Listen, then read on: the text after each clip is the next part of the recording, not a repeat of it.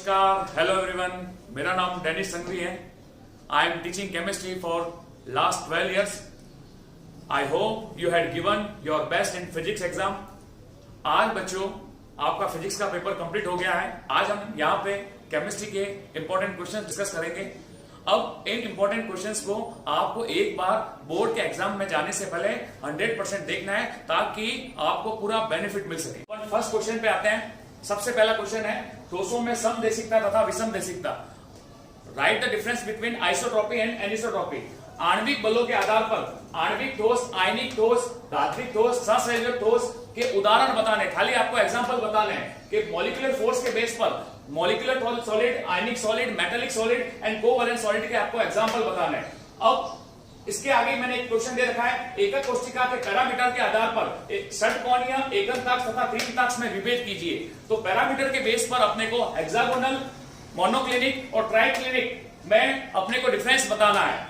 बच्चों second question पे आते हैं। एन टाइप और पी टाइप के सेमीकंडक्टर की डेफिनेशन आपको बतानी है कि एन टाइप का और पी टाइप का सेमीकंडक्टर किसे कहते हैं, कौन से ग्रुप के अंदर किसकी इंप्योरिटी मिलाते हैं तो सेमीकंडक्टर बनता है। उसी के अंदर एक क्वेश्चन आता है, होल किसे कहते हैं। होल की डेफिनेशन आपको बतानी है। होल को हिंदी में अपन धनात्मक क्षेत्र कहते हैं। इसी के अंदर एक क्वेश्चन आता है डोपिंग की डेफिनेशन आप बच्चों आपको बतानी है। अब आगे एफ सेंटर क्या होता है। अब जरूरी नहीं है कि बोर्ड के अंदर एफ सेंटर ही पूछे आपको बोर्ड के अंदर ये पूछेंगे why NaCl show yellow colour. NaCl का कलर येलो क्यों होता है, इस चीज का आपको ध्यान रखना है। अब नेक्स्ट इसके आगे लिखा हुआ वर्ग 12 व वर्ग 16 से तथा वर्ग 13 व वर्ग 15 से बने अर्धचालक का उदाहरण। तो अपने को खाली एग्जाम्पल पढ़ना है ग्रुप 12 और ग्रुप 16 के तथा ग्रुप 13 व ग्रुप 15 का सेमीकंडक्टर का एग्जाम्पल बताना है। खाली अपने को एग्जाम्पल पढ़ना है। सेकेंड आगे है लो चुंबकत्व ठोस को समझाइए। लो चुंबकत्व ठोस को अपन इंग्लिश में बोलते हैं फेरोमैग्नेटिज्म। फेरोमैग्नेटिज्म के अंदर अपने को डोमेन को एक्सप्लेन करना है। डोमेन क्या चीज होती है, डोमेन को समझाना है। थर्ड क्वेश्चन के ऊपर अपन चलते हैं। FCC, CCP, SCP, BCC, SCC की उप सहसंयोजन संख्या जिसको अपन बोलते हैं कोऑर्डिनेशन नंबर तथा संकुलन क्षमता के मान लिखिए। अपने को पैकिंग एफिशिएंसी की खाली वैल्यू याद करनी है बच्चों, ध्यान रखना है। लास्ट ईयर बोर्ड में इसका डिराइव आ चुका है तो आपको इस बार खाली वैल्यू याद करनी है। इसके नेक्स्ट अपन क्वेश्चन देखते हैं कि कांच को अति शीतल द्रव क्यों माना गया है। तो why glass is called super cooled liquid. Glass को सुपर कूल्ड लिक्विड क्यों कहा गया है। अब इसी के आगे नेक्स्ट अपन लेते हैं चालकता परास के आधार पर चालक, भूचालक व अर्धचालक के मान लिखने हैं। तो अपने को कंडक्टर, सेमीकंडक्टर और इंसुलेटर की वैल्यूज बतानी है। रेंज के बेस पर अपने को इसकी वैल्यू बतानी है। फिर इसके नेक्स्ट मैंने क्वेश्चन लिखा है, यूनिट सेल की डेंसिटी फाइंड करने का फॉर्मूला अपने को बताना है। एकक कोष्ठिका का घनत्व ज्ञात करने का सूत्र लिखिए। खाली अपने को फॉर्मूला लिखना है। तो ये बच्चों अपना फर्स्ट चैप्टर था। फर्स्ट चैप्टर के मैंने इंपॉर्टेंट क्वेश्चंस आपको बताया है। अब अपन चलते हैं सेकंड चैप्टर पर। सेकंड चैप्टर का फर्स्ट क्वेश्चन चलते हैं, हेनरी नियम। हेनरी का नियम क्या है, राइट, हेनरी लॉ। राउल्ट का नियम, राउल्ट लॉ क्या है। परासरण दाब की परिभाषा जिसको बोलते हैं ऑस्मोटिक प्रेशर की डेफिनेशन। उसका नेक्स्ट क्वेश्चन अपन लेते हैं। सिद्ध कीजिए कि वाष्प दाब में आपेक्षिक अवनमन एक अनुसंज्ञित गुणधर्म है। तो prove that relative lowering vapour pressure is a colligative property. अपने को प्रूव करके बताना है। ये 2 मार्क्स का क्वेश्चन आ सकता है इस बार। इसका नेक्स्ट अपन लेते हैं विलियम की मोलरता का सूत्र तथा इन पर न्यूमेरिकल। विलियम की मोलरिटी की डेफिनेशन और उसका फॉर्मूला, और इस बेस का बुक के अंदर एक न्यूमेरिकल दे रखा है, उस न्यूमेरिकल को आपको करना है। अब नेक्स्ट क्वेश्चन अपन चलते हैं फिफ्थ क्वेश्चन पर। समपराशरी, अति पराशरी, अल्प पराशरी के उदाहरण। आपको आइसोटोनिक, हाइपोटोनिक एंड हाइपरटोनिक के एग्जांपल आपको बताने हैं। यहाँ पे हेनरी नियम की सीमा है लिमिटेशन ऑफ हेनरी लॉ। आपको यहाँ पे लिमिटेशन ऑफ हेनरी लॉ पढ़ना है। थर्ड चैप्टर पर अपन चलते हैं इलेक्ट्रोकेमिस्ट्री। इलेक्ट्रोकेमिस्ट्री के अंदर फर्स्ट जो क्वेश्चन लिया है मैंने, कोलराउस का लॉ। कोलराउस का नियम क्या है। फिर अब मैंने लिया है फैराडे का द्वितीय नियम। फैराडे का द्वितीय नियम आपको पढ़ना है, second law, Faraday second law. NAND समीकरण को परिभाषित कीजिए। नैंड समीकरण को अपने को एक्सप्लेन करना है और नैंड समीकरण के बेस पर हो सकता है इस बार न्यूमेरिकल आ जाए। अब उसके आगे नेक्स्ट अपन लेते हैं SHE की डेफिनेशन। स्टैंडर्ड हाइड्रोजन इलेक्ट्रोड की अपने को डेफिनेशन बच्चों बतानी है। इस चीज का ध्यान रखना है और उसका लेबल डायग्राम भी आपको याद रखना है। इस बार ये इंपॉर्टेंट क्वेश्चन है। इसके आगे अपन नेक्स्ट लेते हैं ईंधन सेल का नामांकित चित्र। ईंधन सेल को अपन बोलते हैं फ्यूल सेल। फ्यूल सेल का लेबल डायग्राम अपने को बनाना है और यह फ्यूल सेल दूसरे सेल के कंपेयर में क्यों अच्छा है, इसको अपने को एक्सप्लेन करना है। आगे सीसा संचयक सेल में होने वाली अभिक्रिया, लेड स्टोरेज सेल में अपने को जो रिएक्शन होती है जब बैटरी चार्जिंग हो और जब बैटरी डिस्चार्ज हो, उस समय अपने को इसकी रिएक्शंस बतानी है। बच्चों ये ध्यान रखना है, थर्ड चैप्टर बच्चों के लिए बहुत टफ माना जाता है, लेकिन मैंने जो क्वेश्चंस बताए इन क्वेश्चंस को आप करोगे तो डेफिनेट आपको 100% बेनिफिट मिलेगा। अपन से नेक्स्ट क्वेश्चन की तरफ चलते हैं। 7 क्वेश्चन। चालकता, बेसिक चालकता, मोलर चालकता तथा तुल्यांकी चालकता के मात्रक लिखिए। Conductance, specific conductance, molar conductivity and equivalent conductivity की यूनिट लिखनी है। बच्चों खाली यूनिट लिखना है, आपको यूनिट याद रखनी है। आगे अपन 8 क्वेश्चन की तरफ चलते हैं, जिसमें मैंने 2 न्यूमेरिकल दे रखे हैं, इस साल के लिए इंपॉर्टेंट है। कॉपर सल्फेट के विलयन में 1.5 एम्पीयर की धारा 10 मिनट तक विद्युत अपघटन किया गया है, तो कॉपर सल्फेट के सॉल्यूशन के अंदर 1.5 एम्पीयर का इलेक्ट्रिक करंट पास 10 मिनट तक किया गया है। तो अपन को कैथोड पर कॉपर का द्रव्यमान याद करना है, मतलब अपने को मास फाइंड करना है कैथोड पर, जिसमें फेराडे की वैल्यू दे रखी है 96,487 कूलम। इस चीज का ध्यान रखना है आपको। अब सेकंड क्वेश्चन लेते हैं। 8 का सेकंड क्वेश्चन है सोडियम एसिटेट HCl NaCl की 298 पर मोलर कंडक्टिविटी दे रखी है इनफाइनाइट डाइल्यूशन पर। ये मोलर कंडक्टिविटी की वैल्यू है, जहां पे आपने को यूनिट भी लगानी है। जब आप लास्ट में न्यूमेरिकल करते हो आपको यूनिट लगानी है, और इनफाइनाइट डाइल्यूशन पर एसिटिक एसिड की मोलर कंडक्टिविटी आपको फाइंड करनी है। तो बच्चों इनफाइनाइट डाइल्यूशन पर एसिटिक एसिड की मोलर कंडक्टिविटी फाइंड करनी है आपको। और मोलर कंडक्टिविटी फाइंड करने के बाद बच्चों एक चीज ध्यान रखना, न्यूमेरिकल जब करते हो तो लास्ट में आपको यूनिट लगाना जरूरी है। अगर आपने यूनिट नहीं लगाया है तो बोर्ड में नंबर आपके कट सकते हैं। 4th चैप्टर में अपन चलते हैं केमिकल काइनेटिक्स, रासायनिक बल गतिकी। उसका जो फर्स्ट क्वेश्चन है अभिक्रिया की अनुसंख्यता व कोटि में अंतर, मॉलिक्यूलरिटी और ऑर्डर ऑफ ए रिएक्शन में अपने को डिफरेंस बताना है। उसी के आगे मैंने बताया है वेग नियतांक की इकाई। वेग नियतांक को अपन इंग्लिश में बोलते हैं रेट कांस्टेंट की यूनिट यहाँ पे अपने को बतानी है। इस यूनिट के बेस पर अपन 0 ऑर्डर, फर्स्ट ऑर्डर के रेट कांस्टेंट बता पाएंगे। इसके आगे यहाँ पे लिखा हुआ है शून्य कोटि तथा प्रथम कोटि के उदाहरण बताने आपको, तो एग्जाम्पल बताने 0 ऑर्डर के और फर्स्ट ऑर्डर के रिएक्शन के एग्जाम्पल आपको बताने हैं। सक्रिय ऊर्जा पर उत्प्रेरक के प्रभाव को आरेख द्वारा समझाना है। बच्चों ये ध्यान रखना, अपने को ग्राफ बनाना है, ये ग्राफ के द्वारा ही अपने को एक्सप्लेन करना है। आप ये मत सोचिए कि आपको ग्राफ पूछा है आप थ्योरी में चले जाओ। 1 नंबर का क्वेश्चन है तो आपको 1 नंबर के हिसाब से ही लिखना है। अगर आप ये चाहते हो कि हमारे 1 नंबर का क्वेश्चन है हम उसको बढ़ा करके लिखेंगे तो भी आपको 1 नंबर ही मिलने वाला है। इस चीज का आप ध्यान रखिए। तो एक्टिवेशन एनर्जी पर कैटलिस्ट का क्या इफेक्ट होता है उसको ग्राफ के द्वारा अपने को एक्सप्लेन करना है। अब आते हैं अपन नेक्स्ट क्वेश्चन की तरफ। सिद्ध कीजिए कि प्रथम कोटि की अभिक्रिया को 99.9% पूर्ण होने में लगा समय अर्ध आयुकाल का 10 गुना होता है। Prove that the first order reaction complete 99.9% is 10 times of half life time. इसको अपने को प्रूफ करना है। ये न्यूमेरिकल है, इस बार आ सकता है 2 नंबर के अंदर। सेकंड क्वेश्चन है प्रथम कोटि की अभिक्रिया के लिए समाकलित वेग समीकरण समझाइए। तो अपने को फर्स्ट ऑर्डर की रिएक्शन के लिए इंटीग्रेटेड रेट इक्वेशन को एक्सप्लेन कर रहा है, पूरा अपने को डेरिवेशन बताना है। लास्ट ईयर नहीं आया ये क्वेश्चन, इस बार आ सकता है बच्चों, ध्यान रखना है। 2 नंबर का क्वेश्चन आएगा अगर ये आएगा तो। फिर नेक्स्ट क्वेश्चन की तरफ अपन चलते हैं। नेक्स्ट क्वेश्चन 11 है। 11 का फर्स्ट क्वेश्चन है संगत सिद्धांत के अनुसार किसी रासायनिक अभिक्रिया हेतु 2 अवरोधों के नाम लिखिए। तो आपको पता है कोलेजन थ्योरी के बेस पर किसी केमिकल रिएक्शन के अंदर कौन से जो 2 बैरियर आते हैं उसको आपको 2 बैरियर के केवल नाम लिखना है। 1 नंबर का क्वेश्चन आएगा, आप ये नहीं कि इस बैरियर को आप एक्सप्लेन करने लग जाओ, एक्सप्लेन नहीं करना है आपको। 1 नंबर का क्वेश्चन है तो 1 नंबर के हिसाब से ही आपको करना है। नेक्स्ट क्वेश्चन है अभिक्रिया वेग पर ताप पर निर्भरता को आरेख को समझाइए। अभिक्रिया वेग की ताप पर निर्भरता, तो आरेख किसका है? मैक्सवेल और बोल्ट्जमान का जो ग्राफ है टेम्परेचर और रेट पर, वो आपको एक्सप्लेन करना है। अब बच्चों अपन 5th चैप्टर की तरफ चलते हैं, सरफेस केमिस्ट्री। सरफेस केमिस्ट्री का फर्स्ट क्वेश्चन लेते हैं। जियोलाइट को आकार वर्णात्मक उत्प्रेरक क्यों कहा जाता है? Why zeolite known as shape selective catalyst? ये आपको याद रखना है, ये इंपॉर्टेंट क्वेश्चन है। इसी के साथ में मैंने एक दूसरा इंपॉर्टेंट क्वेश्चन डाला है, हार्डी-सुलजे के रूल को डिफाइन करना है अपने को। इसके साथ में एक नेक्स्ट क्वेश्चन और दे रखा है, स्वर्ण संख्या को परिभाषित कीजिए। तो ये क्वेश्चन इस बार के दृष्टिकोण से इंपॉर्टेंट है, इस पर आप ज्यादा वेटेज देना। गोल्ड नंबर की डेफिनेशन आपको बतानी है बच्चों।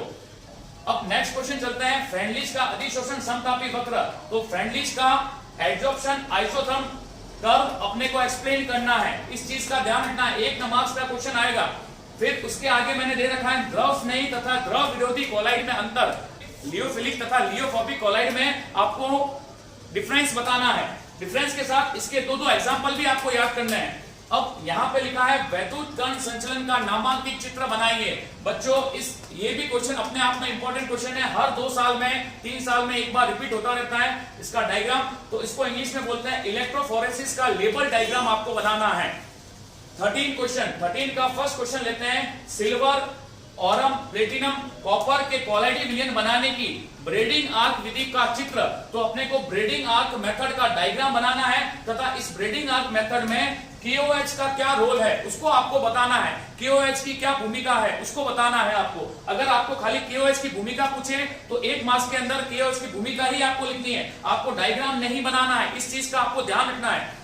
Next is Na positive, Al3 positive, Ba2 positive, ये जो आयंस दे रखे हैं और इसके साथ में ये आयंस दे रखे हैं, PO4 negative, phosphate ion, chloride ion, sulphate ion के कोगुलेटिव पावर के बेस पर, हार्डी सुलजे के बेस पर इनको इंक्रीजिंग ऑर्डर में लिखना है। आपको कौन सा ऑर्डर में लिखना है? इंक्रीजिंग ऑर्डर में। और इसमें कौन सा रूल लगेगा? हार्डी सुलजे का रूल लगेगा। नेक्स्ट क्वेश्चन अपन चलते हैं, टिंडल प्रभाव हेतु 2 आवश्यक शर्तें लिखिए। बच्चों ये ध्यान रखना, बच्चे जब टिंडल प्रभाव का नाम सुनते हैं तो टिंडल प्रभाव की डेफिनेशन लिख के आ जाते हैं, जो कि गलत होगी। आपको यहाँ पे टिंडल प्रभाव क्यों शो होता है उसके बारे में आपको यहाँ पे बताना है, उसकी 2 कंडीशंस बतानी है, टिंडल प्रभाव की डेफिनेशन नहीं बतानी है। इस चैप्टर की तरफ अपन चलते हैं, मेटलर्जी वाला चैप्टर है, 2 मार्क्स का चैप्टर है। बच्चे इसमें कंफ्यूज हो जाते हैं कि इतना बड़ा चैप्टर है 2 मार्क्स का, इसमें क्या क्या करना है। तो मैंने यहाँ पे जो क्वेश्चन बताए हैं वही आपको करना है। यहाँ पे लिखा हुआ 14 का फर्स्ट पार्ट लिखा है, बात्या भट्टी का नामांकित चित्र। तो ब्लास्ट फर्नेस का लेबल डायग्राम बनाना है। बच्चों एक चीज ध्यान रखना है, जब आपको डायग्राम पूछा जाए तो डायग्राम ही बताना है, आपको रिएक्शन नहीं लिखनी है, इस चीज का ध्यान रखना है आपको। अब उसके आगे लिखा हुआ है मंडल परिष्करण का चित्र। मंडल परिष्करण को अपन इंग्लिश में बोलते हैं जॉन डिफाइनिंग मेथड। क्या बोलते हैं? John defining method. आपको जब डायग्राम पूछा जाए तो डायग्राम लिखना है, प्रिंसिपल पूछा जाए तो प्रिंसिपल लिखना है आपको। अगर आपको डायग्राम पूछा ना आपने प्रिंसिपल लिखा तो बोर्ड वाला आपके सही नहीं करेगा, बिल्कुल गलत कर देगा, इस चीज का बिल्कुल आपको ध्यान में रखना है। अब है हॉल हेराल्ड विधि का नामांकित चित्र। हॉल हेराल्ड विधि का अपने को लेबल डायग्राम बनाना है और इसके अंदर क्रायोलाइट और फ्लोस्पार का क्या रोल है उसको अपने को एक्सप्लेन करना है। खाली अगर रोल पूछे तो रोल बताना है और अगर अपने को डायग्राम पूछे तो डायग्राम बताना है। अगर आपको डायग्राम पूछा और आपने इसका रोल बताया तो भी गलत हो जाएगा। बच्चों ध्यान रखना, जितना पूछा है उतना ही लिखना है, बोर्ड अपना घर का नहीं है, इस चीज का बिल्कुल आपको ध्यान रखना है। अब आगे वाला क्वेश्चन है, मान प्रक्रम तथा बॉन ऑर्केल विधि को समझाइए। बॉन्ड प्रोसेस और बॉन ऑर्केल मेथड के द्वारा कौन से मेटल का प्यूरिफिकेशन किया जाता है? आपको पता है वो बॉन्ड प्रोसेस द्वारा निकल, बॉन ऑर्केल मेथड द्वारा टाइटेनियम और जर्कोनियम का प्यूरिफिकेशन किया जाता है। तो इसका प्रिंसिपल भी आपको याद करना है, ये अपने आप में इंपॉर्टेंट क्वेश्चन है। इसका अपन सेकंड नेक्स्ट क्वेश्चन लेते हैं, निस्तापन व भर्जन में 2 अंतर। आपको अगर 2 अंतर पूछे बच्चों तो 2 अंतर ही बताना है। कैल्सिनेशन एंड रोस्टिंग में 2 डिफरेंस आपको बताने हैं। फिर इसके आगे लिखा हुआ है बॉक्साइड आयंस में उपस्थित 2 अशुद्धियों के नाम। बॉक्साइड ओर्स में जो 2 इंप्योरिटी प्रेजेंट होती हैं उनके नेम आपको लिखना है। अगर इंप्योरिटी पूछे तो इंप्योरिटी लिखना है। इसके आगे अपन लेते हैं नेक्स्ट क्वेश्चन, 15 क्वेश्चन का फर्स्ट पार्ट, झाग प्लवन विधि का नामांकित चित्र, जिसको झाग प्लवन विधि को अपन इंग्लिश में बोलते हैं फ्रोथ फ्लोटेशन मेथड का लेबल डायग्राम बनाना है और उसमें निम्न की भूमिका को समझाना है कि झाग कारक, प्लवन कारक, फेन स्थायी कारक, सक्रिय कारक व अम्ल नमक की भूमिका को समझाना है। झाग कारक को अपन इंग्लिश में बोलते हैं फ्लोटिंग एजेंट, प्लवन कारक को बोलते हैं फ्लोटिंग एजेंट, सक्रिय कारक को एक्टिवेटर बोलते हैं, फेन स्थायी कारक को स्टेबलाइजर बोलते हैं और अम्ल नमक को बोलते हैं डिप्रेसेंट। इसका रोल बताना है कि क्या भूमिका है और इसके एग्जाम्पल पढ़ने हैं कि इसके क्या क्या एग्जाम्पल है। नेक्स्ट अपन चलते हैं, सोने व चांदी के निक्षालन में NaCN की क्या भूमिका है। खाली Na सोडियम साइनाइड की भूमिका ही बतानी है, क्या भूमिका है, आपको रिएक्शन नहीं बतानी है यहाँ पे। तो सोडियम साइनाइड की भूमिका लिखने के बाद आपको इस क्वेश्चन को स्टॉप कर देना है। 1 मार्क्स का क्वेश्चन है, ज्यादा नहीं लिखना है आपको। अब बच्चों नेक्स्ट चैप्टर है पी ब्लॉक तत्व। पी ब्लॉक तत्व के अंदर 16 क्वेश्चन है। फर्स्ट क्वेश्चन, सल्फर, फास्फोरस तथा हेलोजन के 2 ऑक्सो अम्ल के नाम तथा उसकी संरचना बनानी है। Right 2 oxo acid of sulphur, phosphorus and halogen and its structure. Sulphur का S6 और S8 फॉर्म का स्ट्रक्चर भी आपको याद करना है। सेकंड क्वेश्चन है सोडियम एजाइड और बेरियम एजाइड के तापीय अपघटन की अभिक्रिया लिखिए। Right thermal decomposition reaction of barium azide and sodium azide. Next is BrF3 ICl2 negative XeF2 XeF4 व XeO3 की संरचना संकरण व ज्यामिति लिखनी है। तो BrF3 ICl2 XeF2 XeF4 XeO3 की का स्ट्रक्चर, हाइब्रिडाइजेशन और ज्योमेट्री आपको बतानी है। Next is what happen when white phosphorus is heated with concentrated NaOH solution in inert atmosphere of CO2। क्या होता है जब श्वेत फास्फोरस को CO2 के अक्रिय वातावरण में सांद्र कास्टिक सोडा विलयन के साथ गर्म करते हैं? तो ये क्वेश्चन आपको करना है। नेक्स्ट इज क्या होता है जब सल्फर डाइऑक्साइड को Fe3 पॉजिटिव लवण के जलीय विलयन में से प्रवाहित करते हैं? What happen when sulphur dioxide pass through Fe3 positive solution. इस चीज को आपको ध्यान रखना है। सल्फर डाइऑक्साइड को Fe3 पॉजिटिव के सॉल्यूशन के अंदर से पास करने पर क्या होता है? बच्चों आपको ध्यान रखना है, इसके अंदर दोनों क्वेश्चन के अंदर केमिकल इक्वेशन आपको लिखनी है। इसी के अंदर एक क्वेश्चन मैंने दे रखा है, O3 तथा SO2 का रेजोनेटिंग स्ट्रक्चर बनाना है, उसकी अनुनादी संरचना आपको बनानी है। नेक्स्ट इज क्लोरीन की गर्म व सांद्र तथा ठंडे व तनु NaOH के साथ अभिक्रिया की समीकरण लिखनी है। क्लोरीन की हॉट व कंसंट्रेट तथा cold and dilute NaOH solution के साथ रिएक्शन को समझाना है आपको। नेक्स्ट इज Cu2 पॉजिटिव तथा Ag पॉजिटिव आयन की अमोनिया से अभिक्रिया की समीकरण लिखनी है। तो Cu2 पॉजिटिव और Ag पॉजिटिव आयन की अमोनिया के साथ रिएक्शन को अपने को शो करना है। नेक्स्ट क्वेश्चन है 18 क्वेश्चन, उसका फर्स्ट क्वेश्चन है नाइट्रोजन N2 फॉर्म में होता है जबकि फास्फोरस P4 फॉर्म में होता है, इसको आपको एक्सप्लेन करना है। Next is oxygen O2 form में होता है जबकि सल्फर एसिड फॉर्म में होता है, क्यों होता है उसको आपको आंसर के द्वारा बताना है। थर्ड क्वेश्चन है हेलोजन प्रबल ऑक्सीकारक होते हैं बच्चों, हेलोजन स्ट्रॉन्ग ऑक्सीडाइजिंग एजेंट होते हैं, क्यों होते हैं उसके बारे में यहाँ पे आपको समझाना है। नेक्स्ट इज हेलोजन रंगीन होते हैं, कलरफुल होते हैं, क्यों होते हैं उसका रीजन आपको यहाँ पे बताना है। फिफ्थ क्वेश्चन है अमोनिया तथा सल्फ्यूरिक अम्ल, अमोनिया बनाने की हेबर विधि तथा सल्फ्यूरिक अम्ल बनाने की संस्पर्श प्रक्रम में इनकी लगती हेतु आवश्यक शर्तें लिखनी है। मतलब मैक्सिमम यील्ड गेन करने के लिए अपने को दो कंडीशंस लिखनी है। नेक्स्ट इज H3PO3 की असमानुपातन अभिक्रिया लिखिए। H3PO3 की डिसप्रपोर्शनेशन रिएक्शन को बच्चों अपने को समझाना है। किसकी? H3PO3 की डिसप्रपोर्शनेशन रिएक्शन।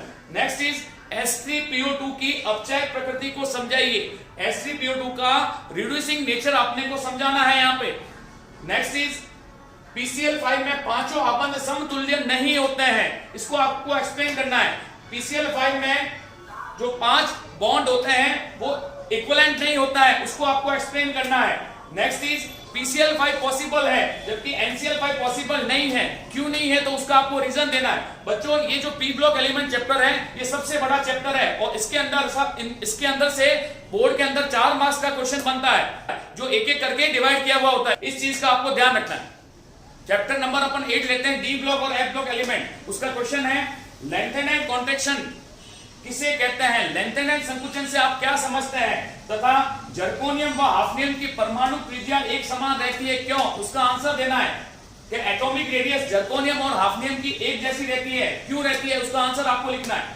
नेक्स्ट क्वेश्चन, संक्रमण तत्व इंटरस्टिशियल कंपाउंड बनाते हैं, कोऑर्डिनेशन कंपाउंड बनाते हैं और वेरिएबल ऑक्सीडेशन नंबर शो करते हैं, क्यों करते हैं। मतलब हिंदी में इसका मैं बताता हूं, संक्रमण तत्व अंतरकाशी यौगिक, उपसहसंयोजक यौगिक तथा परिवर्तनशील ऑक्सीजन अवस्था प्रदर्शित करते हैं, क्यों करते हैं आपको समझाना है। 3 क्वेश्चन है, तीनों को मैंने एक साथ में लिखा है।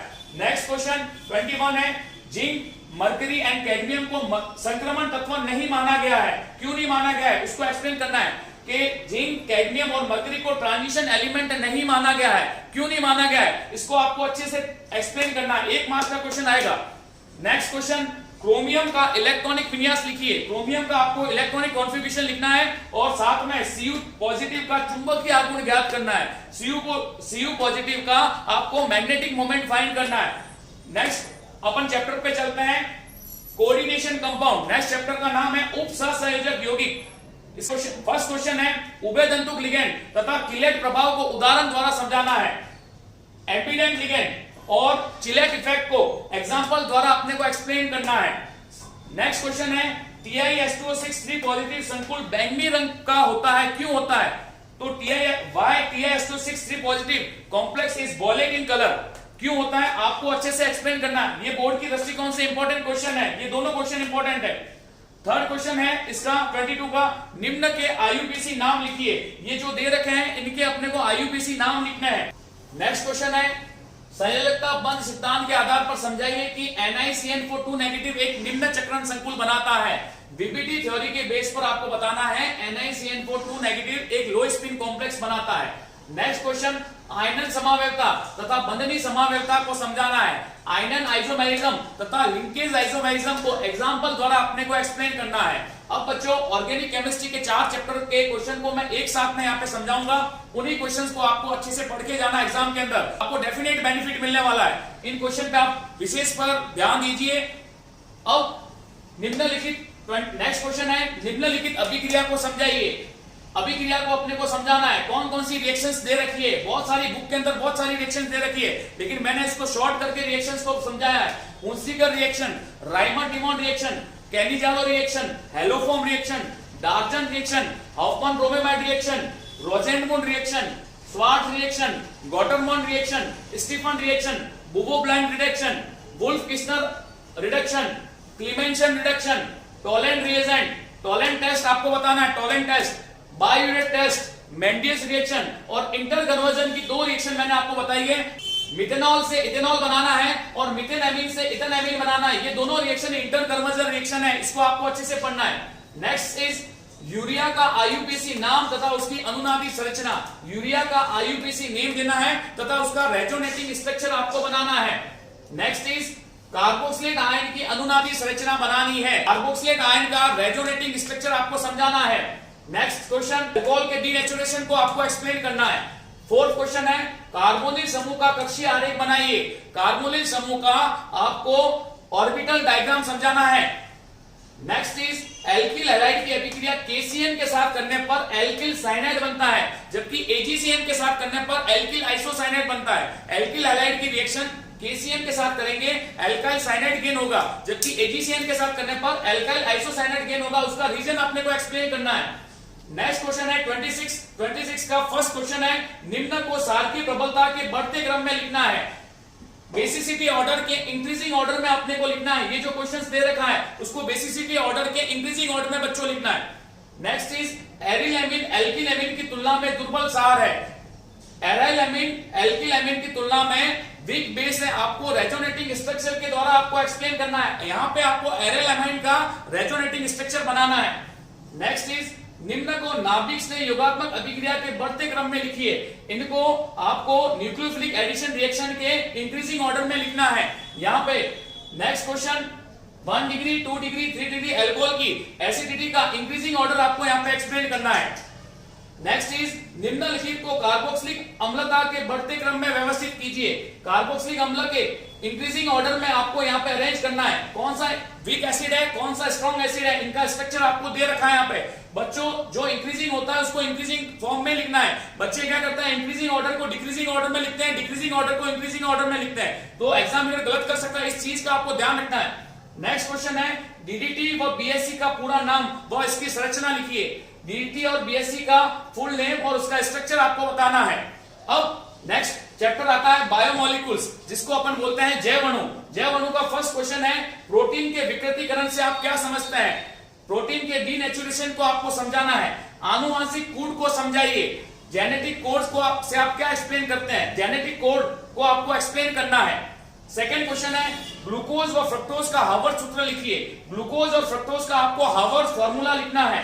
उसके आगे मैंने नेक्स्ट क्वेश्चन दे रखा है, डीएनए तथा आरएनए में 4 डिफरेंस बताने हैं आपको, 4 अंतर बताने हैं। उसके आगे मैंने दे रखा है डीएनए की द्विकुंडित संरचना, डीएनए की द्विकुंडित डबल हेलिक्स स्ट्रक्चर आपको यहाँ पे बताना है।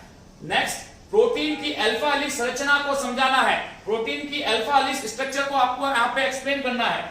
नेक्स्ट क्वेश्चन है अनअपचयी शर्करा तथा अपचयी शर्करा से आप क्या समझते हैं। रिड्यूसिंग शुगर और नॉन रिड्यूसिंग शुगर से आप क्या समझते हैं। सुक्रोज एक अनअपचयी शर्करा है, आपको एक्सप्लेन करना है कि सुक्रोज एक नॉन रिड्यूसिंग शुगर है। इसको आपको एक्सप्लेन करना, अच्छे से एक्सप्लेन करना है। नेक्स्ट क्वेश्चन है, रेशेदार व गोलिकाकार प्रोटीन में अंतर स्पष्ट कीजिए।